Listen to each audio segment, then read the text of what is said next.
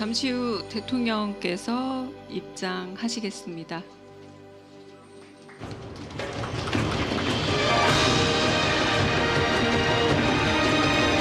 지금 대통령께서 입장하고 계십니다.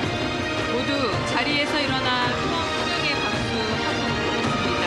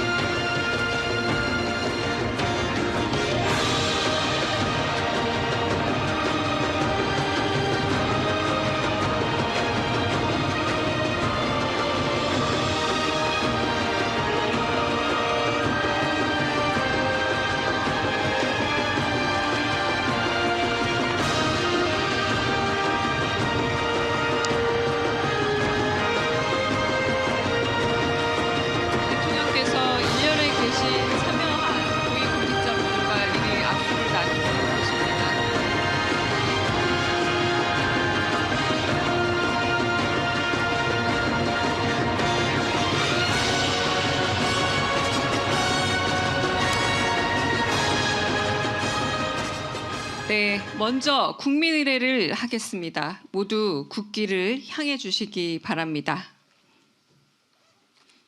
국기에 대한 경례.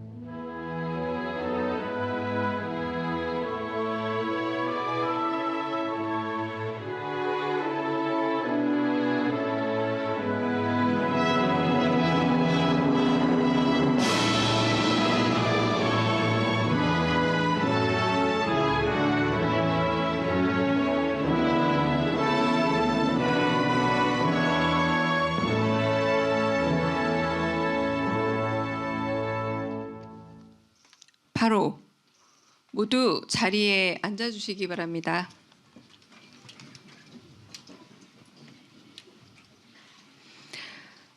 그럼 지금부터 대통령께서 국민주권 정부 국정 운영 방향과 고위공직자의 자세라는 주제로 말씀해 주시겠습니다. 바쁘신 일정에도 귀한 발걸음 해주신 대통령님께 모두 큰 박수 부탁드립니다.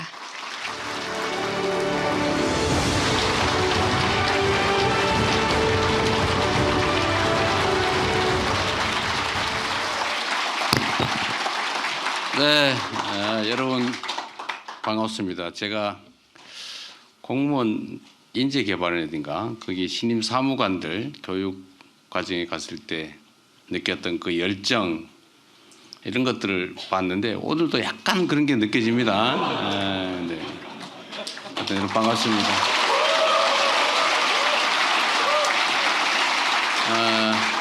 하여튼 우리가 함께하기 어려운 상황에 정말 어려운 모임을 했습니다. 먼저 어제 밤까지 오늘 새벽까지 한미 무역협정 타결을 위해서 애쓰신 우리 장관님들, 총리님 할 것 없이 우리 일선 부서의 여러분들도 고생 많이 하셨습니다. 노심초사하고 정말 어려운 환경이죠. 저도 참 좀 뭐라 그럴까 이게 참 이 나라의 국력을 키워야 되겠다 그런 생각이 들었습니다. 하여튼 그 어려움 속에서도 뭐 만족할 정도는 아니지만 그래도 상당한 성과를 이뤄낸 여러분들의 노고에 진심으로 감사드립니다. 우리 동료들을 위해서 박수 한번 부탁드립니다.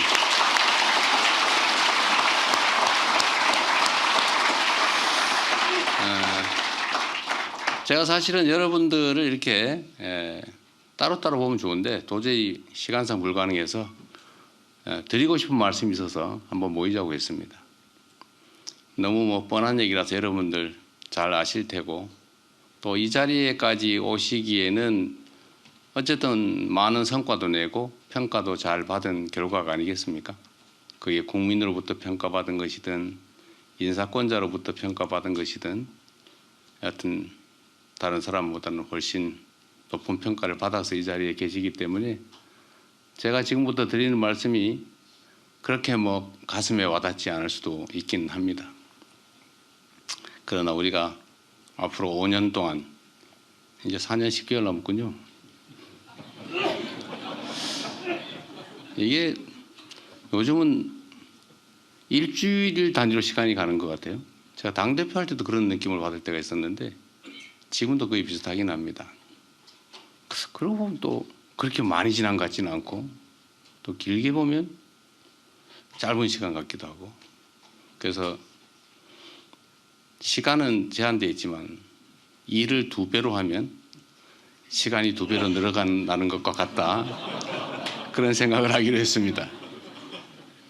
주변에서 걱정하시는 것처럼 여러분도 참 좋은 대통령이긴 한데 아주 악질적 상사일 가능성이 많다. 걱정된다. 이런 얘기들도 꽤 제가 많이 듣고 있긴 합니다.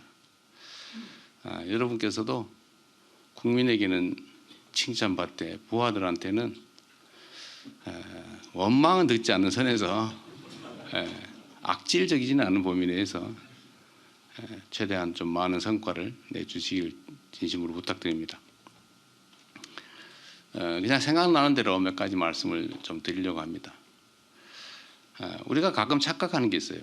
실제로 그런 착각이 몇몇 소수에게는 아주 일상적이기도 합니다. 그리고 그게 엄청난 사고를 불러오기도 하죠. 그게 어떤 거냐면 내가 가진 권력 또는 권한이라고 하는 게 내 거다 이렇게 생각하는 거예요. 그리고 내가 행사하는 권한의 수혜자 또는 수요자, 뭐 수급자라고 하는 게 맞을지 모르겠어요. 그게 마치 내가 위에 있고 내가 내려주는 시혜를 베푸는 것 같은 그런 느낌을 가지는 경우가 종종 있어요. 근데 실제로 그렇게 될 가능성이 많습니다. 맨날 이렇게 주는 행동을 하다 보니까 내 것 같죠.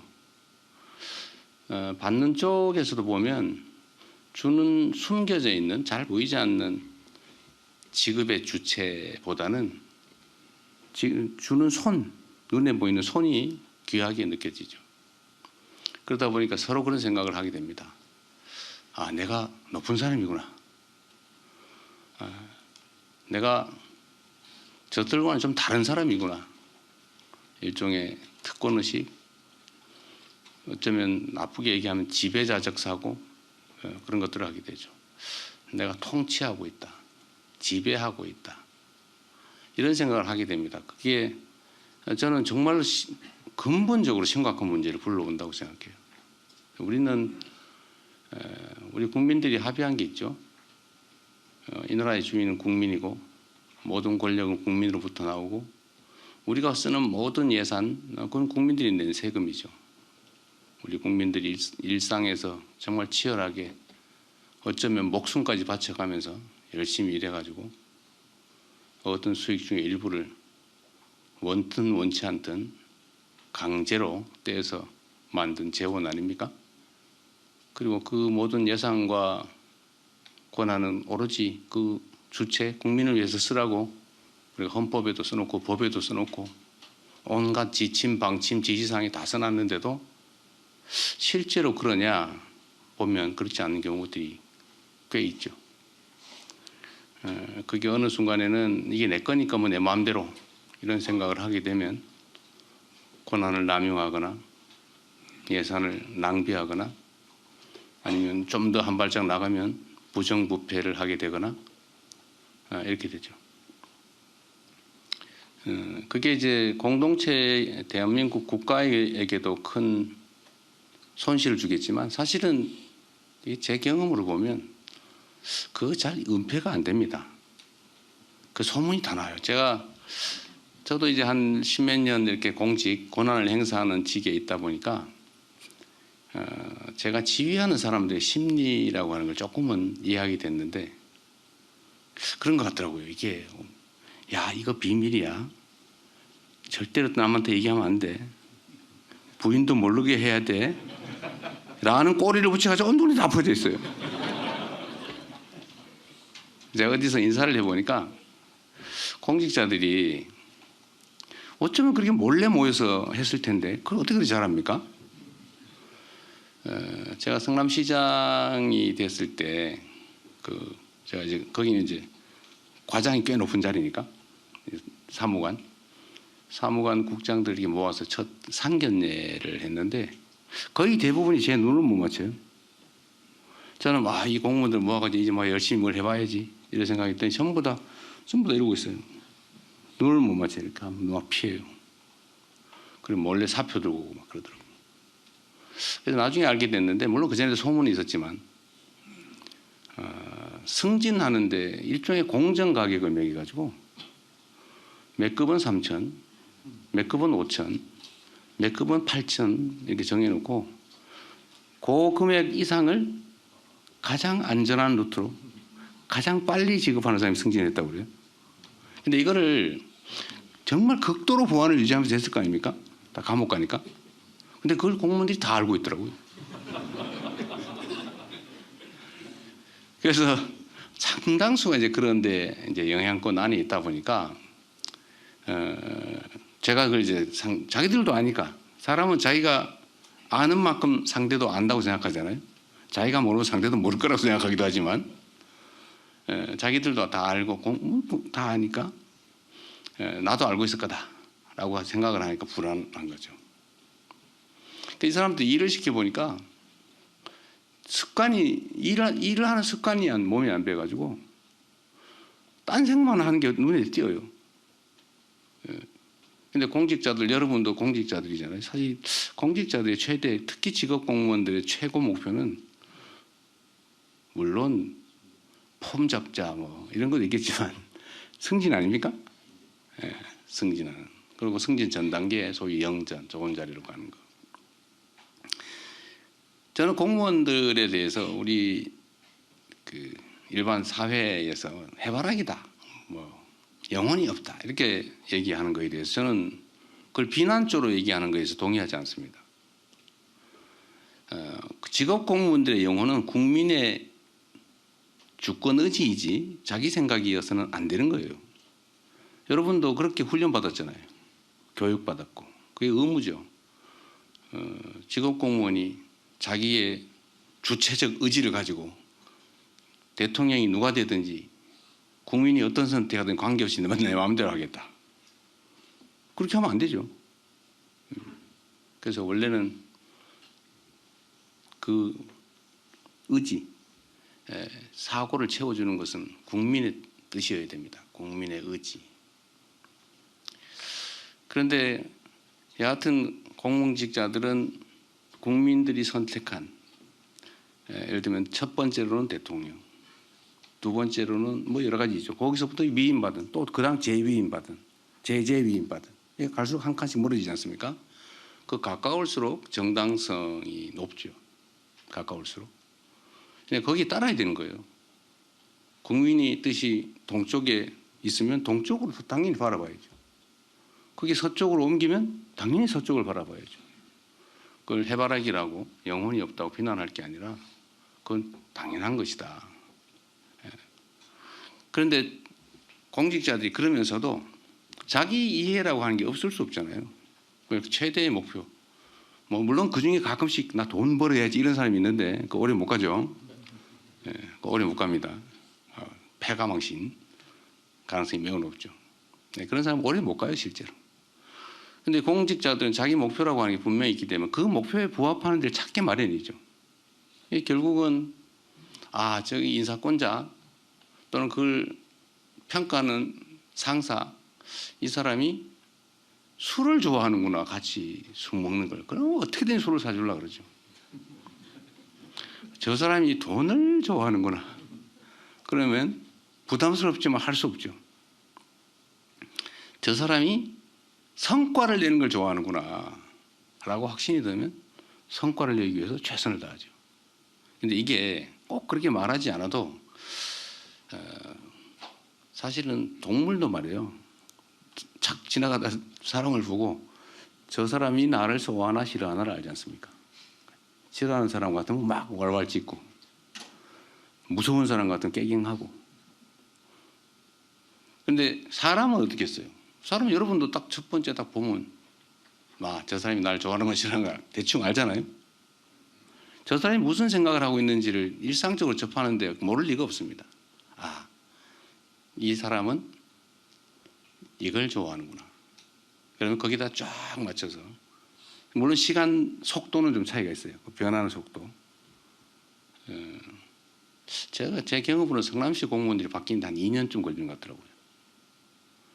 안 믿어요. 제가 예를 들면 인사를 우리는 이런 기준에 의해서 한다라고 공표를 하지만 저 그냥 듣기 좋으라고 하는 소리지 저 사람이 진짜 뭘 좋아하나 안 믿죠.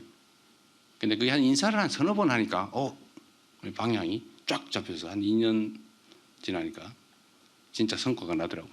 정말 열심히. 그래서 성남시 공무원들이 너무 열심히 일하니까 남들이 의심하기 시작했어요. 어딘가에 성남시에 이익이 하기 위해서 공익적으로 너무 열심히 하니까 저거 분명히 시장이 사적인 목적이 있어 시킨 거지 공무원이 저렇게 열심히 일할 리가 없다. 그래서 제3자 뇌물로 저 분명히 시장이 시켰을 거다. 저거 안 시켰는데 공무원들이 왜 저런 짓을 하겠냐. 그 확신을 가지고 있어요. 근데 그 공무원들 진짜 자기들 열심히 했거든요. 법률의 범위 내에서. 어쨌든 그렇게 변하더라. 저는 이게 조직이 크든 작든 똑같다고 생각해요. 그래서 저는 저의 인사권자는 국민이죠. 물론 뭐 한 번밖에 기회가 없으니까. 그러나 그 후에 평가도 또 있지 않습니까? 저는 공직을 하면서 제가 바라는 건 다 그런 거죠. 제가 이 공적 활동을 마치고 야인으로 돌아갔을 때 보통 지나가는 공직자를 보면 뒤에서 수근수근 이러면 흉보죠. 그런데 그게 아니고 보면 막 온 동네 사람들이 반가워서 함께 세월을 보낼 수 있다면 그것처럼 행복한 일이 어디 있겠어요. 저는 이제 제 목표는 그게요. 근데 그런 단계로 갈 수 있냐 없냐 이제 제가 이제 하기 나름이겠죠. 그래서 공직 사회도 하여튼 공무원들이 본질적으로 바라는 걸 잘 만들어 제시해야 되는데 저는 여러분들한테도 그 말씀을 꼭 드리고 싶습니다. 여러분도 부하들한테 여러분이 가지고 있는 생각을 잘 정리해서 보여주시면 굳이 세게 하지 않아도 잘 따를 겁니다. 그래서 제가 부탁드리고 싶은 거는 뭐 여러분들이 공직을 아주 대체적으로 오래 하시니까 모르겠지만 우리는 특히 선출직은 시간이 짧잖아요. 인생도 짧은데 임기는 더 짧고 그리고 거기서 안에서 뭔가 성과를 내서 인정받고 싶은 정치인들은 인정 욕구가 사실 제일 커요. 물론 권력욕도 있지만 권력욕의 본질은 인정 욕구일 겁니다.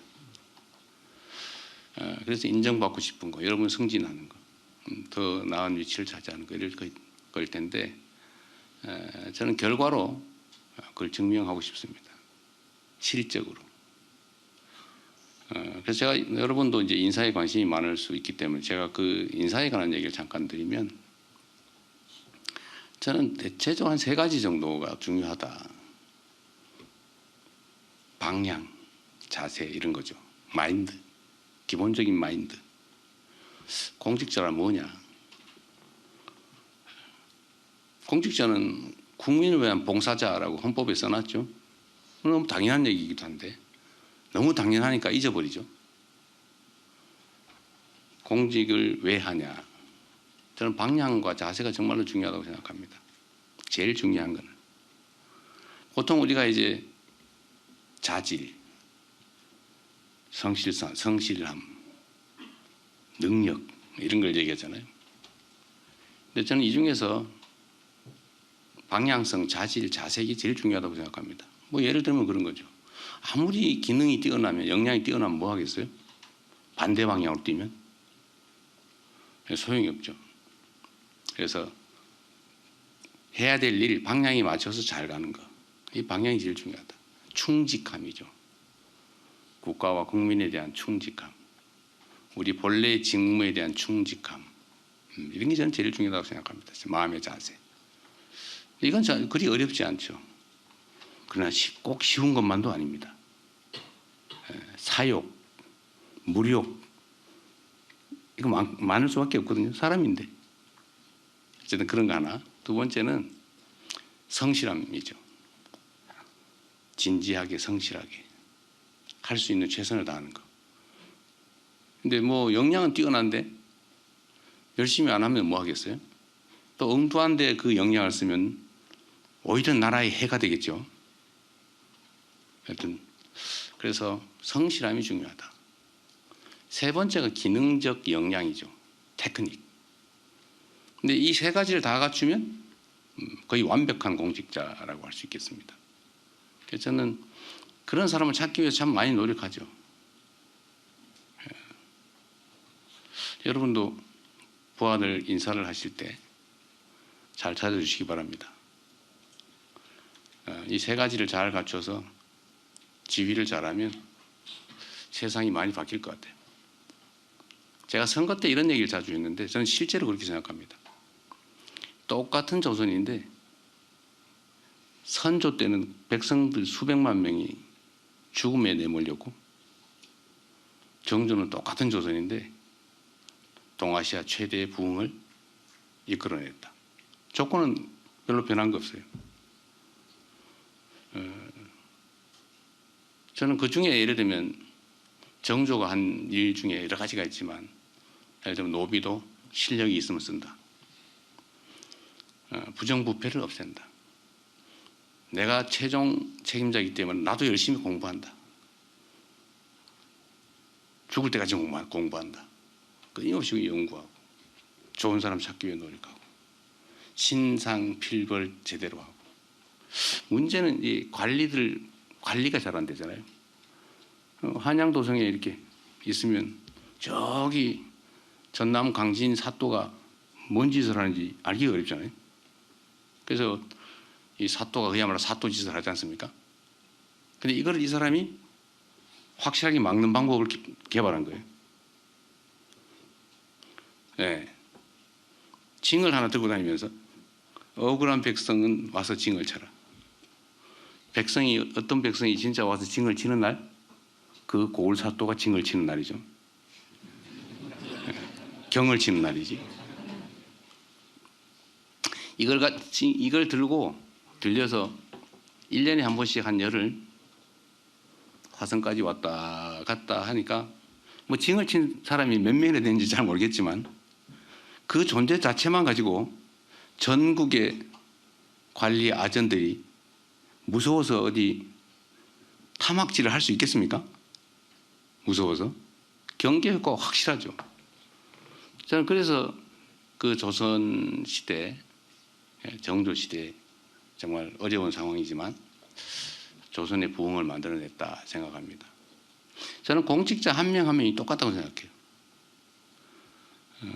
공직 또는 정치 영역에 우리 정치인들 여기 몇 분 계신데 이 정치인이나 공직자랑 비슷한데 하자면 일이 끝이 없고 안 하자면은 거의 안 해도 됩니다. 그게 공직이거든요. 정말 하자면 끝이 없어요. 아마 여러분 죽을 때까지 해도 다 못 끝낼걸요 아마.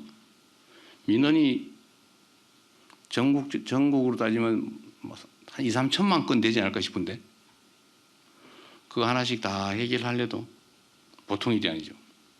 근데 끝이 없어요. 거의 무한하죠.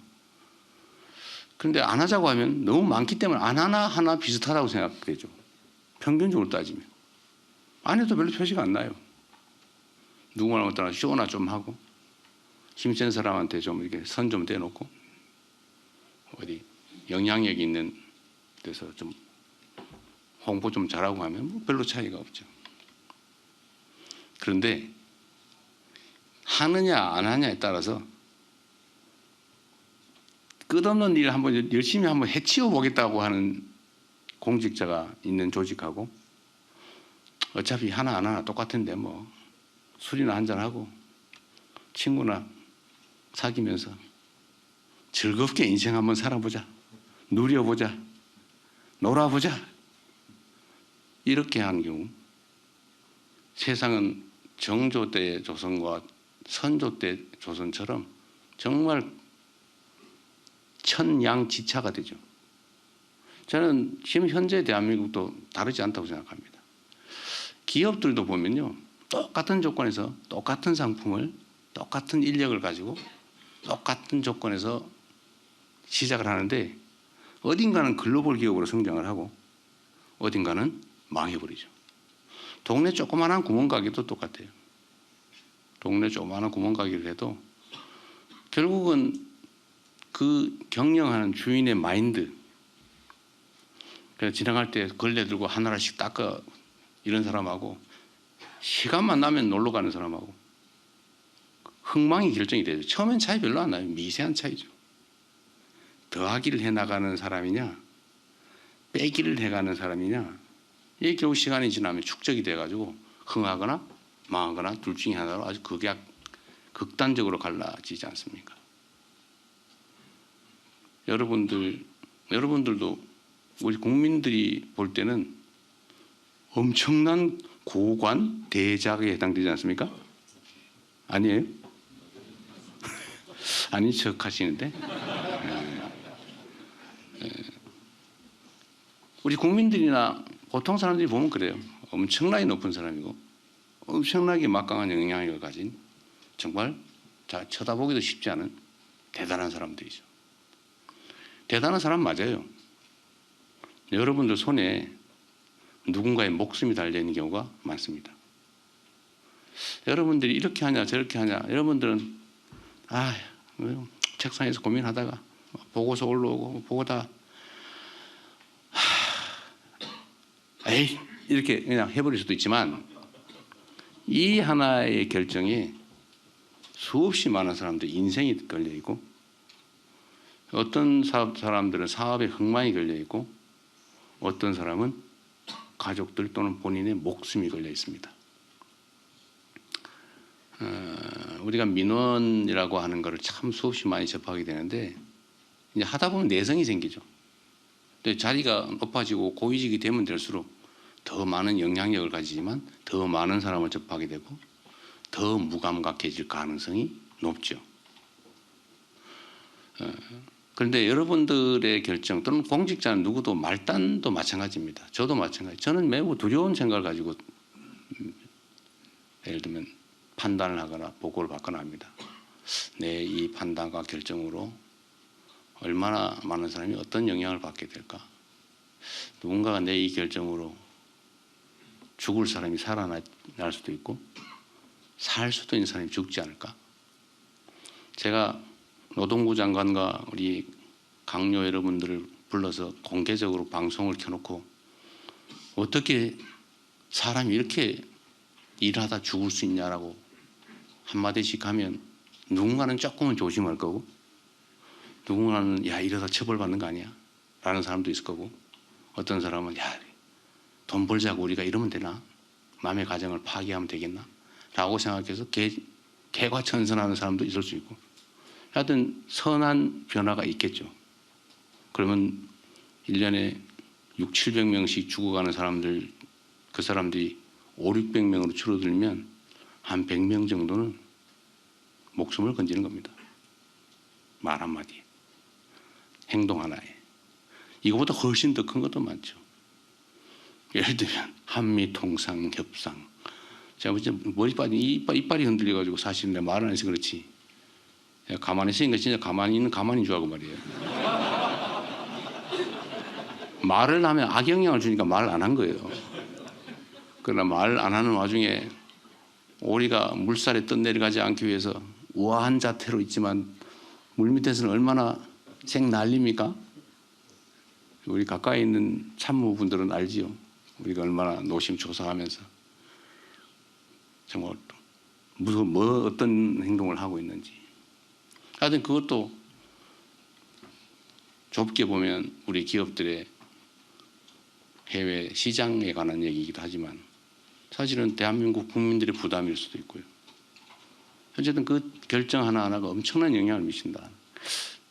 저는 지금 이 상황 대한민국이 저는 흥망의 기로에 서 있지 않나 하는 생각을 할 때가 가끔씩 있습니다. 계속 플러스 성장 발전의 길을 갈 거냐. 물론 그 각도는 많이 떨어지고 있죠. 아니면 아예 퇴행 그 길을 갈 거냐.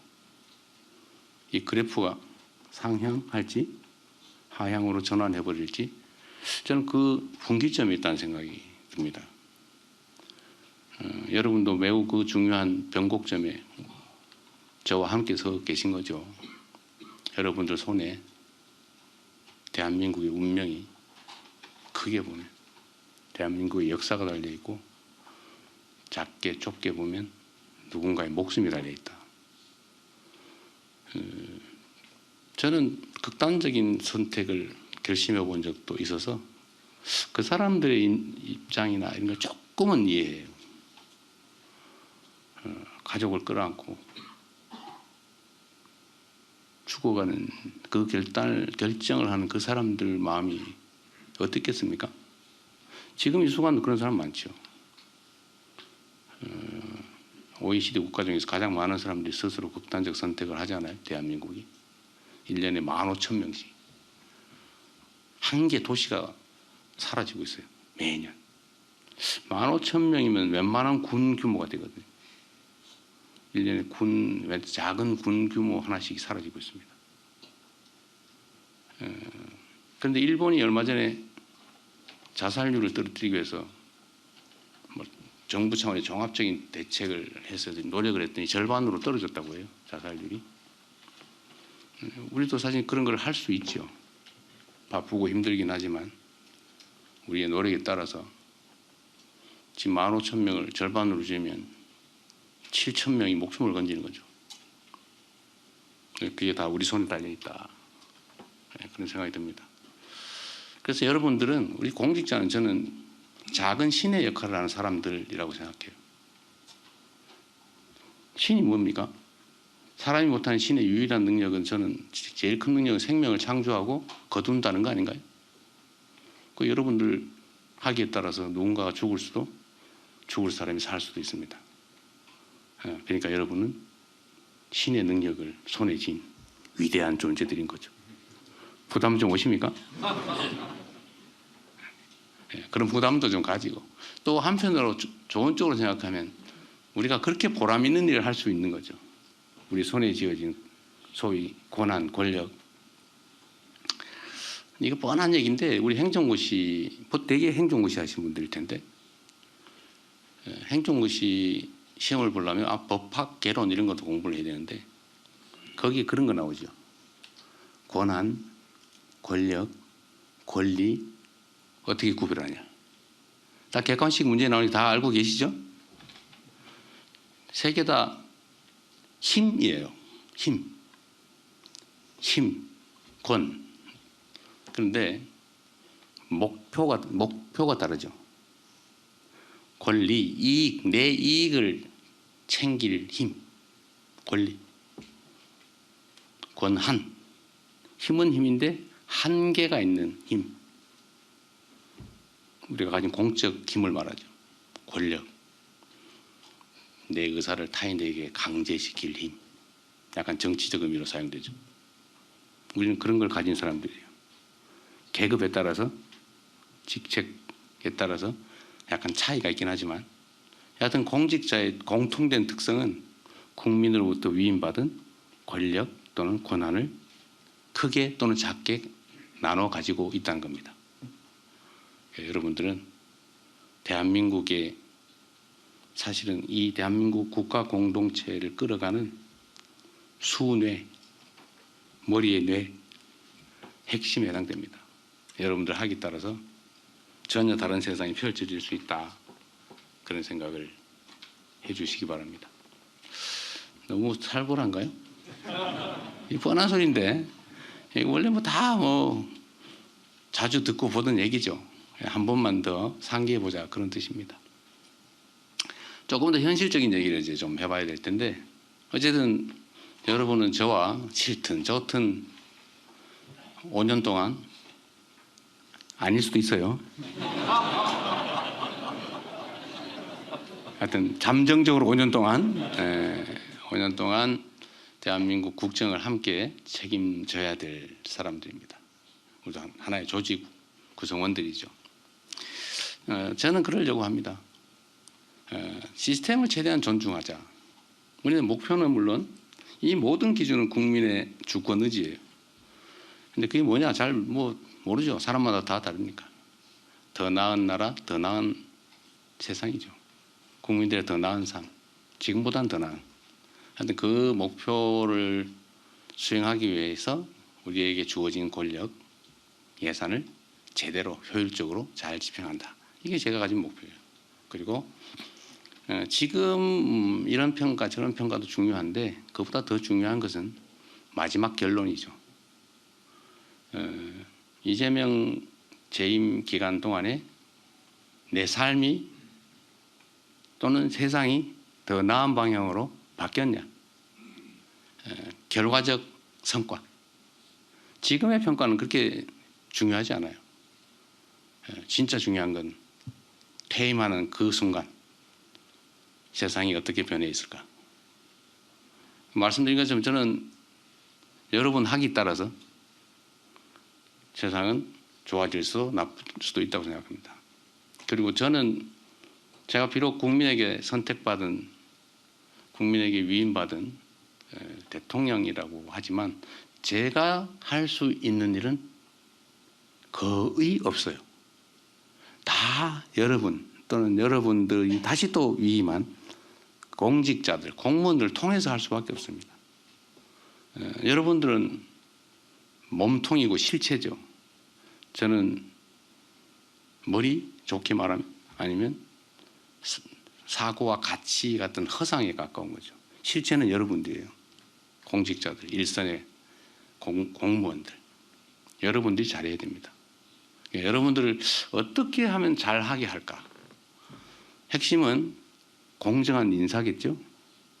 물론 잘 안 믿어요. 믿기 어려워요. 제가 해보니 그렇더라고요. 진짜로. 누가 저 사람이 나보다 훨씬 나아. 저 사람이 나를 제치고 승진하는 게 맞아 라고 인정하는 경우가 쉽지 않습니다. 다 사람들은 자기 중심적이거든요. 똑같은 것도 보기 따라 다르잖아요. 똑같은 동전도 어떤 사람은 일자라 그러고 이 사람 맨날 이렇게만 봐 동전 볼 때. 어떤 사람은 동그랗다고 해요.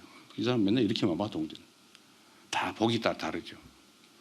그리고 승진 배수 4배수 7배수 해놓으면 거의 비슷비슷해요. 그 안에서 최대로 골라봐야 나머지 3사람 또는 6사람은 저거 뭔가 저 장난치고 있었네. 누가 정동영 의장이 압력 넣은 거 아닐까? 네? 혹시 저 어디 고향 사람이라고 아는 사람이라서 그런 거 아닐까? 이런 의심이 들 수밖에 없죠. 그러나 그것도 이제 시간이 지나고 축적이 되면 그렇게 선택할 수도 있겠네. 아주 잘한 선택이야. 이건 잘 안 돼요. 내가 그냥 참고 견딜만 한 정도의 그냥 최소한의 합리성을 갖춘 선택을 했다고 인정해 줄만 하네. 내 참을만 하네. 라고 하면 무시하기 잘한 거죠. 그래서 어쨌든 저는 최대한 이건 작은 인사도 좀 비슷하게 하긴 했는데 근데 그 후에 다른 이제 인사도 있겠죠. 그인 철저하게 아까 말씀드린 대로 마인드가 어떠하냐. 정말 성실하게 일하는가. 기능적 역량을 갖췄나. 물론 그 안에 청렴하게 하는 이런 부패한 건 절대 안 돼요. 그건 실격이야 실격. 부패 이거 안 돼요. 권력 남용 이거 안 되죠. 그거 보면 다 알아요. 제가 이 인사를 하면서 제 나름대로 발굴한 기법이 하나 있는데 이걸 이 사람한테 물어보면 이렇다 그러고 저 사람한테 물어보면 저렇다 그러고 공적 보고서는 솔직히 잘 못 믿겠고 근데 역시 최적의 방법은 동료들한테 물어보는 거예요. 그 동료들한테 물어보고 개인적으로 물어보면 또 안 돼 이게. 이 사람은 묘해서 어떤 지위를 부여하면 책임감이 생겨나요. 자리가 사람 만든다고 하지 않습니까? 그래서 저는 이제 투표 이런 걸 되게 좋아하는 사람인데 집단 지성을 하는 예를 들면 건축직 5급을 승진을 시켜야 된다. 승진 대상자 목록이 쭉 있잖아요, 그죠? 그럼 1부터 뭐 10까지인데 뭐 3명을 승진시켜야 된다. 이러면 승진 대상자가 아닌 이제 같은 직급 직리할 사람이 쫙 있지 않습니까? 승진 대상자 아닌 대상자 빼고 아닌 사람들한테 무기명 투표를 시켜가지고 최다 득표 2명 또는 3명을 뽑은 다음에 그 사람들한테 종이를 나눠주고 몰래 시장실 도지사실 있을 때 따로 한 명씩 불러가지고 여기다가 당신이 승진시키고 싶은 사람 1번부터 1.5배까지 번호를 매겨라. 1, 2, 3, 4, 5. 그리고 이 중에 절대로 하면 안 된다고 생각되는 사람이 있으면 거꾸로 1, 2, 3, 4, 5 마음대로 매겨라. 이렇게 했더니 제가 놀라운 걸 발견했어요.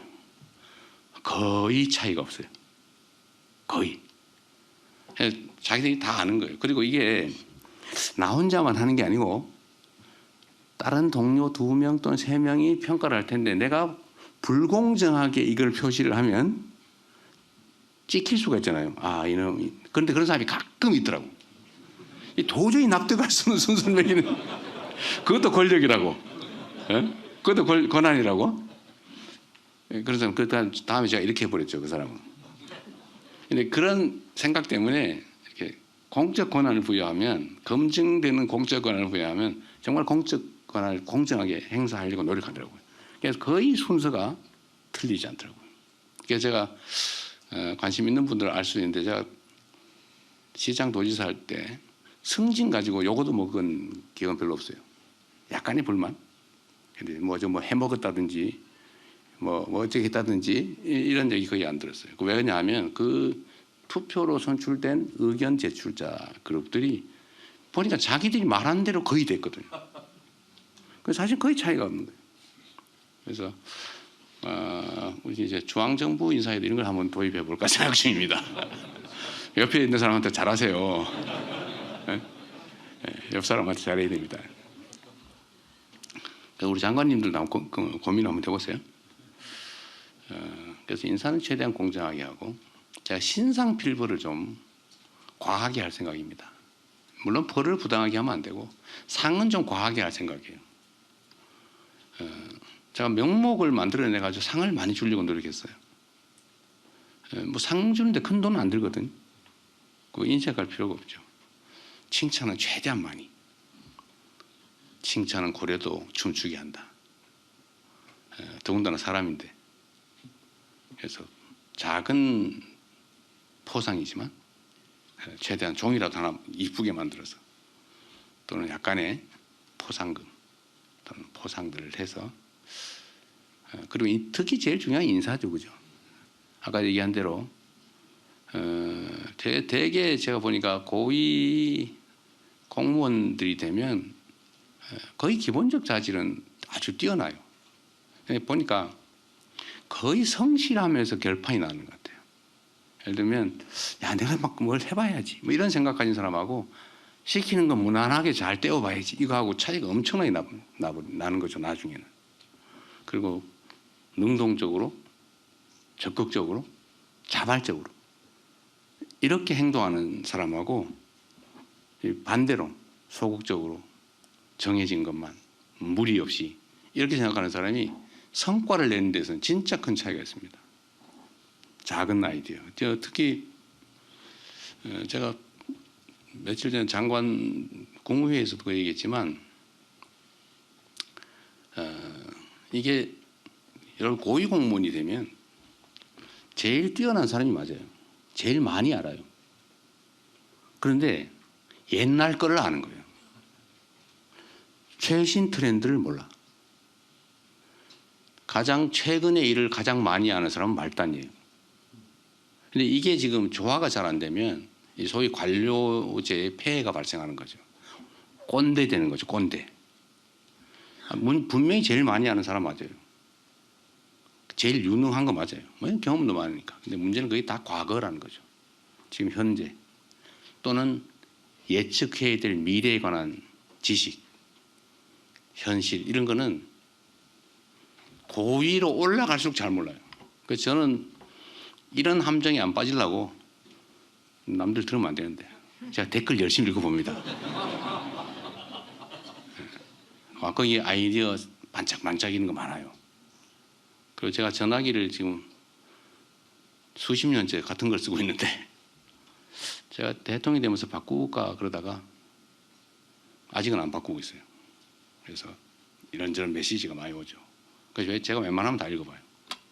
그 아마 이 국무위원님들이 새벽에 제가 문자 보내는 거예요. 드디어 이제 시작이구나 싶죠. 제가 이 텔레그램 방을 그저께인가 며칠 전에 만들었는데 지금은 그럼 유도 아닙니다. 생각나면 왜냐하면 저는 제 손에 일을 남겨두지 않아요. 쌓이면 잊어버리거나 문제가 되기 때문에 무조건 처리해서 보자마자 보내버립니다.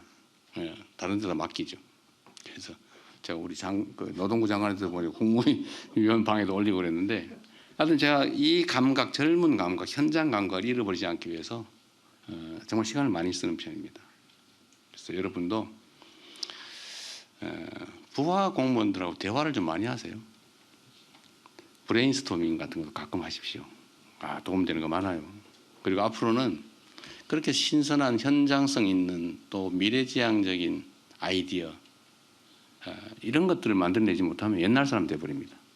그리고 세상은 너무 빨리 변해요. 지금은 정말 급변하는 세상이 됐는데 그 옛날 생각하고 그 옛날의 관념, 지식, 경험만 가지고 견디면 그냥 옛날 사람 돼버리죠. 그래서 거기서 벗어나셔서 또 젊게 사면 좋잖아요. 되게 다 환갑 다 돼가는 거죠. 젊게 사시는 방법이기도 합니다. 그래서 대화도 많이 하시고 브레인스토밍도 하시고 소통도 많이 하시고 그리고 가급적이면 조직을 기본적인 권위를 잃지는 말고 지휘 체계는 잘 유지하되 정서는 수평적으로 하면 가급적이면 그래야 대화 말을 해요. 제가 공무원 사회의 특성을 봤는데 말 안 하기 대회하는 것 같더라고요. 누가 더 말을 안 하나. 이게서 경직돼 가지고 근데 이것도 바꾸는 게 좋죠. 그래서 어쨌든 원래로 되돌아가면 실적과 성과로 결국은 평가할 수밖에 없을 거다. 나머지는 거의 비슷합니다. 그러니까 말씀드렸던 대로 기본적인 방향이 엉망이다. 그런 사람이 살아남았겠어요? 그건 쉽게 구분돼요. 기본적으로 불성실하다. 그것도 아주 쉽게 구분됩니다. 나머지 그럼 역량 이런 건데 결국은 이제 끊임없이 자기 역량을 키워야죠. 그 역량의 핵심은 어쨌든 미래를 내다보는 거다. 예정된 시간이 지나고 있는 것 같아요, 그죠? 맞습니다. 한참 지나고. 아니 뭐 지겹지만 않으면 좀 더 해도 괜찮은데 내가 분명히 다음에 발표할 거 지겨울 거거든.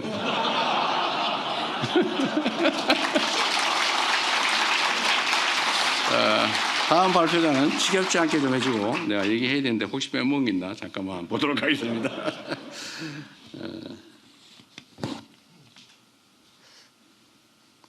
그리고 이건 하나 얘기를 좀 해야 되겠어요. 하여튼 지금까지 말씀드렸던 것들의 일부이긴 한데 좀 강조해서 드리고 싶은 말씀이 그런 겁니다. 그러니까 지배자, 내가 주는 사람이야, 내가 주야. 이거는 일부러 그렇게 생각하는 건 아니지만 그렇게 될 가능성이 매우 농후해요. 원래 그러니까. 그래서 거기서 행정 편의주의라고 하는 게 생겨나죠. 상대 입장보다는 행정을 더 안정적으로 편하게. 그래서 얼마 전에 나온 예를 들면 이게 이제 수요자가 안 돼 보면 그 마음을 잘 몰라요. 근데 행정은 수요자 입장에서 생각하고 정책도 만들고 집행하고 이러면 진짜 칭찬받습니다. 근데 안 돼요, 잘. 귀찮거든. 일단 시간도 많이 걸리고 에너지도 많이 소모되고 그리고 이제 대접받는 자리 권력이 있으면 대접을 받게 돼 있어요. 뭐 인정 안 할 수가 없잖아요. 대접받는 자리에 오래 있다 보면 자꾸 고개가 올라가고 허리가 뒤로 이렇게 넘어가죠. 악수할 때도 앞으로 가기보단 뒤로 넘어가는 이상하게 그런 사람도 있어요. 악수할 때는 꼭 뒤로 넘어가. 정치인 중에 그런 사람이 있어요. 특히 일당 독재 지역에 그런 사람이 꽤 있습니다. 근데 불가피한 측면이 있는데 근데 끊임없이 노력해야죠. 근데 이 수요자 받는 쪽 입장에서 보면 이 기본적으로 이제 의뢰 관계 있지 않습니까? 낮은. 그러니까 똑같이 해도 서러워요. 섭섭하고 억울하고. 친구들하고 여러분도 그런 경험 하셨을 텐데 어느 날 친구가 나를 대하는 태도가 달라요. 그건 나보다도 더 출세한 사람들을 볼 때 느낌 또는 내가 더 출세했을 때 느낌 거의 비슷합니다. 그래서 원래는 내가 난 평소하고 똑같이 행동하는데 왜 상대가 저렇게 느끼지? 라는 생각이 들 때가 있을 거예요. 그리고 왜 그런지도 이제는 알겠죠. 여러분도 뭐 먹을 만큼 나이 드셨으니까. 이유는 그렇죠. 똑같이 행동을 하면 내가 평소엔 같은 평지에 서 있었는데 내가 어느 날 보니까 한 계단 더 올라가 있는 거예요. 그런데 거기서 똑같은 각도로 인사를 하면 상대는 고개가 빳빳하네, 고개 안 숙이네 이렇게 느껴지거든요. 그래서 의도적으로 한 계단 올라간 만큼 한 계단 더 숙여줘야 비로소 균형이 맞습니다. 근데 이거 잘 안 돼요. 그거 잘 노력해야 됩니다. 그래서 뭐 저는 익을수록 고개를 숙인다는 말도 있지만 잘 느낌이 안 오죠. 근데 수급자, 수혜자 입장에서 보면 내가 국가로부터 지금은 그런 게 있어요. 내가 국가로부터 어떤 지원을 받는다. 그거 원래 당연한 건데 내가 또 세금 내고 내가 아무리 직장이 없어도 내가 사이다 사몽돼서도 세금을 내고 있는데 그리고 국민들은 공동체로 다 똑같이 나라의 주인인데 국가로부터 내가 힘들어 지원받는 건 너무 당연한 권리 아닙니까? 그거 헌법이 써놓은 권리죠. 그런데 세상이 하도 지원받는 건 무슨 범죄처럼 나쁜 사람인 것처럼 부도덕한 것처럼 이렇게 자꾸 끊임없이 얘기를 하다 보니까 자기 지원받는 게 눈치가 보이는 거예요. 그런데 거기다가 이 사람은 지원받는 사람입니다 라고 뻘겋게 표시를 해가지고 하면 그 사람이 얼마나 상처받겠어요? 이걸 낙인이라고 그러죠. 그런데 행정을 하는 사람 입장에서는 쉽게 내 편의로 착오가 발생하지 않기 위해서 하면 혼나니까 문제 생기니까 표시를 막 하죠. 제가 급식 학교 결식아동 급식 카드 있었어요 옛날에. 그게 결식아동 카드라는 게 딱 표시가 돼 있어요. 그 저 김현지 보좌관이 지적해가지고 고쳤는데 아 그래? 그래서 제가 똑같이 일반 신용카드하고 똑같이 만들어서 줬죠. 그래서 구별이 안 돼요. 쓰는 사람만 아는 거죠. 너무 좋아요. 인격을 침해당하지 않는. 우리는 생각 안 하죠. 뭐 급식카드인데 뭐 누가 뭐 너 지원받아서 밥 사 먹는 누가 뭐라 그러냐라고 우리는 생각하지만 받는 사람은 엄청난 상처를 입죠. 이 입장을 바꿔 생각해 보지 않았기 때문에 그런 거예요. 모든 행정은 다 그런 요소가 있습니다. 우리는 뭔가를 주는 쪽에 서 있는 사람들이에요. 공급자의 입장. 그런데 이 공급을 실제로는 우리의 것을 주는 게 아니에요. 우리는 우리의 것을 준다고 착각이 빠질 경우가 가끔씩 있는데 그 생각을 진짜 완벽하게 버려야 됩니다. 우리는 우리의 것을 주는 게 아니에요. 그들의 것을 돌려주는 일을 우리가 대신 맡아서 하고 있을 뿐이죠. 그 생각을 절대로 버리지 않았으면 좋겠다.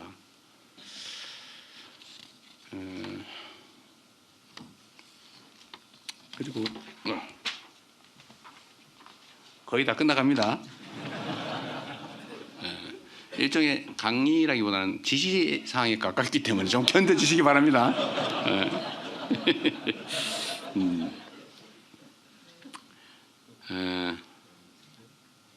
이런 게 있어요. 아까 말씀드린 것처럼 그 공직자들이 어떻게 하느냐. 뭐 조선시대의 왕이라고 하는 걸로 표현되기도 하지만 이 공직자가 하기에 따라서 세상이 정말 흥하기도 하고 망하기도 하는데 그런 공직자들이 나라가 흥할 수 있고 국민들이 더 나은 삶을 누릴 수 있도록 똑같은 조건에서 그렇게 하도록 만들어주는 게 최고 지휘자가 할 일이잖아요. 그죠? 저는 여러분들한테 일단 많은 도구를 가지고 있죠. 채찍도 당근도 가지고 있죠. 근데 가능하면 당근을 많이 써서 스스로 자긍심, 자부심 느끼면서 일하고 내가 나라를 위해서 이런 기여를 했어. 그러니까 자식들한테도 내가 이 나라를 위해서 이런 결과를 만들어내는 어느 시대의 훌륭한 공직자 그룹의 일원이었어. 라고 평가 듣고 여러분도 그렇게 자부심 느끼기를 바랍니다. 그렇게 만들어야죠. 근데 여기에 큰 장애가 하나 있어요. 열심히 일하면 감사를 자꾸 해요. 일 안 하면 감사당할 일이 없어요. 안전하게 가야죠. 근데 불행하게도 이게 원래부터 있던 공직사회 문제입니다. 복지부도. 뭐 월급 주고 때 되면 웬만하면 승진하고 모두가 다 그러고 있으니까 일종의 뭐 카르텔이라고 그럴까. 적당히 하기. 막 열심히 일하는 사람 보면 자식이 저 잘난 척 하려고 제가 괜히 저런다 그러고. 근데 이걸 고치기 위해서 온갖 가지 우리가 연구를 해냈잖아요. 적극 행정 면책 뭐 이런 얘기도 해가면서 열심히 잘하려다 그런 건 책임을 묻지 않는다. 그게 조금씩 자리를 잡았어요. 그런데 이게 지금은 완전히 깨져 버렸습니다. 열심히 하면 바보가 아니고 미친 사람 취급받게 됐어요. 좀 미쳤나 저거. 나중에 수사받으면 어떡하려고. 나중에 감사받으면 어떡하려고. 지금 공직사회가 그렇게 돼버렸죠. 열심히 안 해도 되는 일을 하는 건 바보를 넘어서서 미친 사람 취급당하기 시작했습니다. 공직자들이 할 일은 정말 산처럼 많아서 하자면 끝이 없고 안 하자면 뭐 안 해도 문제가 없는 그런 아주 특수한 직역인데 열심히 하면 세상이 정말 혁명적으로 바뀐단 말이에요. 그럼 그렇게 하게 만들어줘야죠. 근데 이거를 100명 중에 열심히 하는 100명 중에 혹시 한 명이 나쁜 의도를 가지고 악용하지 않았을까? 그 한 명을 잡는다고 100명을 때려놨으니 누가 그 일을 하겠습니까? 그래서 이 적극 행정 면책 제도나 이런 것들이 다 이제 무용지물이 됐어요. 아무도 안 믿어요. 지금 그 얘기해도 네가 권력을 잃은 다음에 그 다음은 어떻게 책임질 건데? 지금 이렇게 얘기하면 할 말이 없잖아요. 물론 이거의 제일 큰 책임은 정치의 상실이 있습니다. 정치가 사라졌죠. 전쟁만 하죠. 서로 죽이려고 그러고 제거해버리려고 하고 진짜로 바뀌면 편이 쫙 깔려가지고 잘해도 적, 못해도 내 편 이렇게 돼버리는 거예요. 잘하면 잘했다 그러고 못하면 못했다 그러고 잘하면 기회를 더 주고 못하면 책임을 묻고 이게 정상적인 민주주의 시스템인데 이제는 이게 누군가 의도에 의해서 만들었든 아니면 어쩌다 보니 이렇게 됐든 간에 지금은 편이 너무 많아졌습니다. 편이 너무 강력해요. 근데 그 속에 있는 정치적 중립을 해서 국민만을 위해서 일해야 될 공무원들조차도 나는 책임지기 싫어서 나 정치와 정권이 바뀌거나 이래서 내가 나중에 책임질 일을 내가 왜 하냐. 안전하게 살자. 이게 트렌드가 돼버렸지 않습니까? 이걸 고쳐야 되겠다. 어떻게든지. 쉽지 않겠죠. 일단 정치를 정상화하는 건데 이건 뭐 여러분들하고 내가 할 얘기는 아닌 것 같고 공직사회의 행정을 정상화하는 제일 결정적인 것은 저는 일단은 두 가지라고 봐요. 정상적 행정에 형사사법의 잣대를 들이대면 안 된다. 뭐 돈을 받아 먹었다든지 뭐 권력을 폭력적으로 남용을 해가지고 질서를 어지럽혔다든지 뭐 이러면 혹시 모르겠는데 뭐 툭하면 직권남용이래. 내가 이 부하한테 지시를 하는 게 이게 혹시 직권남용인가? 나중에 문제될 수 있는가? 여러분 걱정되시죠? 아닌 척 하시는 거예요? 일을 안 하시는 분들이거나 그건 아닐 것 같고 너무 심각하죠. 요즘은 기록과 녹음이 상식이 됐죠. 증거를 남긴다. 난 시켜서 했다라고 언젠가 변명이 될지도 모르니까 시켰다는 증거를 남기죠. 공문으로 하는 게 아니고 뭐 전화로 하면 녹음해놓고 아니면 비망록, 요새 비망록 쓰는 게 유행이라는데 아닌 척 지금 표정을 자칫 내가 반응을 보이면 내가 한 사람 되니까 지금 표정 관리하느라고 어려우시죠? 네. 이렇게 뭔 행정을 하겠어요. 그래서 이 직권 남용의 남용을 막기 위한 장치를 만들도록 하겠습니다. 이럴 때 박수도 한번 하세요.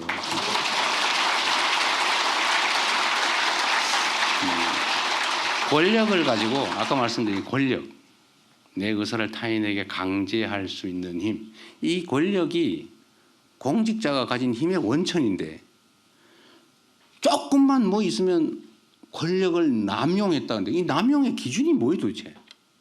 그냥 내가 느낄 때 부하가 안 하고 싶었는데 했어라고 하면 남용이요. 나는 흔쾌히 하고 싶은데 시켜서 했습니다. 무죄예요. 이게 말이 됩니까 이게? 그 지휘를 어떻게 합니까? 불안해서. 그래서 이 직권남용죄의 남용을 막기 위한 제도적 장치 또는 관행을 반드시 내야 되겠습니다. 두 번째는 이런 거예요. 제가 한번 미리 얘기한 건데 정책감사 있지 않습니까? 이게 원래 좋은 뜻으로 시작했는데 악용되기 시작했잖아요. 악용. 정책을 결정을 했어요. 그런데 그 정책이 예를 들면 아주 막 큰 효과를 냈는데도 시간 지난 다음에 나중에 보니까 이것보다 더 좋은 정책이 있었는데 왜 그렇게 했어? 너 배임죄야. 또는 실패를 했다. 너 이렇게 하면 안 할 수 있었는데 왜 그거 해가지고 실패를 해서 손실을 입혔어? 이렇게 사후적으로 평가해서 책임을 물으면 인간에게 신의 능력을 요구하는 거 아닙니까? 그거 어떻게 알아요? 나름 최선을 다해서 판단했고 그게 재량권이잖아요. 행정법에서 재량권을 인정하는 이유가 뭐예요? 능동적으로 대응하라고. 상황에 능동적으로 대응하기 위해서 이렇게 할 수도 있고 저렇게 할 수도 있고 그걸 여지를 줘야 되지 아니면 딱 정해놓고 법원 판결하듯이 그렇게 하면 거기 사회가 움직여지겠습니까? 그래서 원래 재량권을 주는 거예요. 그리고 그 재량권 안에서 정말 아주 명백히 증명되는 고의로 그랬다면 혹시 모르겠는데 나름 최선을 다한 결과로 나중에 보니까 상황이 달랐어요. 아니 상황이 바뀌었어요. 아니면 조금 더 신경을 못 써서 그런 결과가 나왔다 한들 그거를 사후적으로 평가해서 책임을 묻고 징계한다 그러고 직무감찰하고 심지어 수사 의뢰해서 고발해서 재판받으러 다니고 하면 그 일을 어떻게 합니까? 그래서 이 정책감사도 아예 이 악용의 소지가 너무 많기 때문에 폐지를 하는 게 맞겠다. 그래서 여러분들한테도 열심히 일하면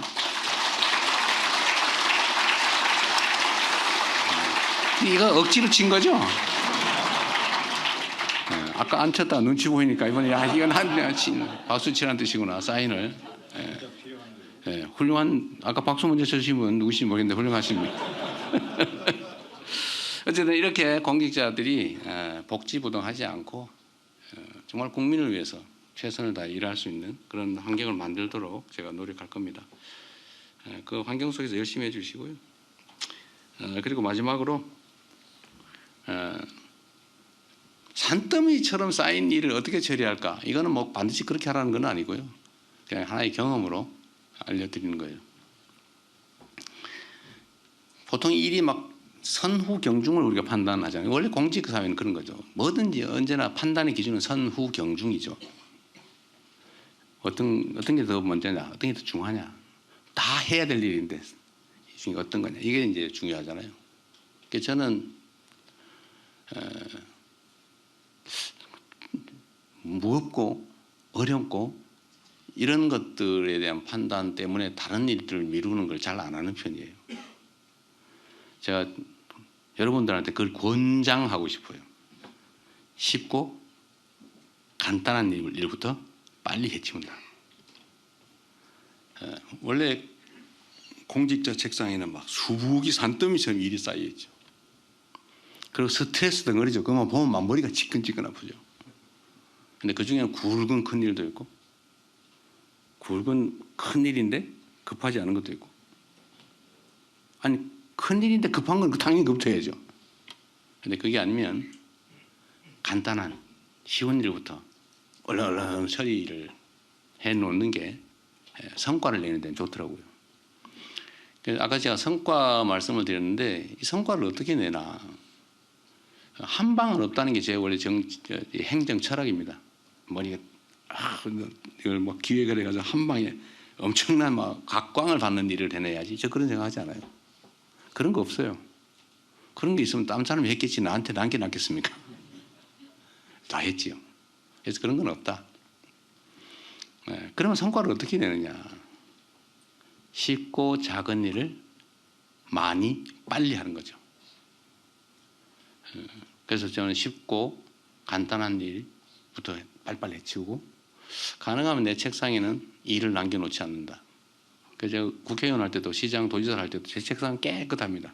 없어요. 제가 할 수 있는 일을 최대한 빨리 하고 맡겨요. 그리고 가끔 물어보면 되죠. 어떻게 됐어요? 내 스트레스를 떼넘긴 측면도 없진 않지만 정말로 고민해야 될 것 같으면 고민을 하라고 넘기는 거죠. 고민을 하라고. 떼넘기라는 뜻은 아니고 당연히 그렇게 알아들으시겠지만 쉽고 간단한 일부터 좀 해주면 좋겠고요. 쉽고 간단한 일은 중요하지 않은 일이냐? 그렇지 않습니다. 이게 수백만, 예를 들어 5,200만이 관계된 일도 있죠. 예를 들면 뭐 많죠. 뭐 국방, 안보, 뭐 통상 외교 뭐 이런 거 있겠죠. 그러나 그것도 사람들 개개인을 보면 똑같은 일이고 개별적인 민원, 여러분들이 받게 되는 수없이 많은 민원들, 이걸 그 사람들 입장에서는 목숨이 달린 일이에요. 그 사람들한테는 대외 대미 통상 문제나 내가 내는 어디 앞에 허가를 받냐 못 받냐 하는 문제나 다를 바가 없어요. 다만 이해관계자가 숫자의 크기 차이인데 그 한 명도 중요합니다. 그리고 여러분들이 맞닥뜨리는 민원들은 대개 최소 수백, 수천, 수만, 수십만, 수백만에 가는 것들이죠. 그런 게 널려 있습니다. 그래서 그거를 아주 단순한 간단한 일이라고 생각해도 그거는 그 사람들 상대의 입장에서는 목숨이 걸린 일, 자기 사업에 엉망이 걸린 일, 그런 일들이기 때문에 그 자체도 매우 큰 의미가 있습니다. 도저히 못하겠다 싶으면 인력을 늘려달라고 하시면 인력을 늘려드리도록 하겠습니다.